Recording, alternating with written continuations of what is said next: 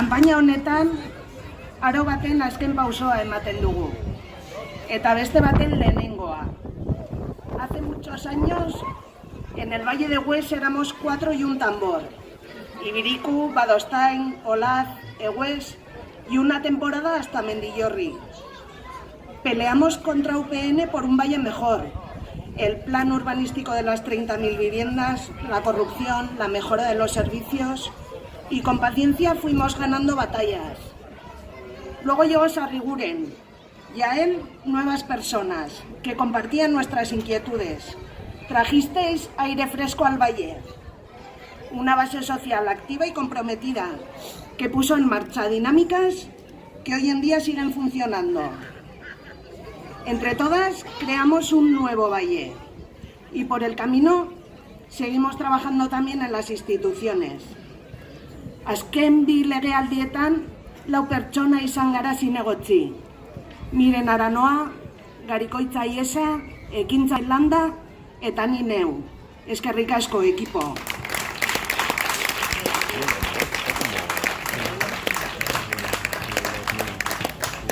Eta urte hauetan egin dugun lana ezinbestekoa izan da aldaketaren bidean. Porque no olvidemos que Huesíbar en 2013 fue el primer ayuntamiento del cambio. Pese a quien le pese, conseguimos echar a UPN. Pero en esta legislatura que acabamos ahora, la cosa ha cambiado. No solo impulsamos el cambio sostenido por 4. El acuerdo del cuatripartito del Parlamento traído de Huesíbar. El trabajo entre diferentes, con puntos en común, pero también con diferencias. En unos casos insalvables y en otros, bueno, ahí hemos andado. Ha sido un trabajo complicado, pero las concejalas de H. Bildu hemos actuado desde la responsabilidad.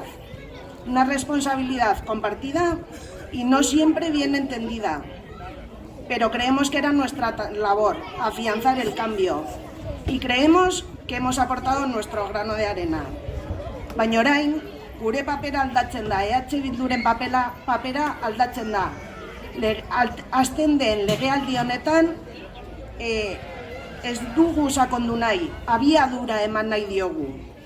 Una vez afianzado este cambio, las mujeres y hombres que formamos parte de Euskal Herria Bildu vamos a trabajar para darle velocidad. Basta ya del cambio tranquilo. El impulso cogido hasta ahora nos hace imparables. Geldi ezinak gara, geldi ezinak zarete,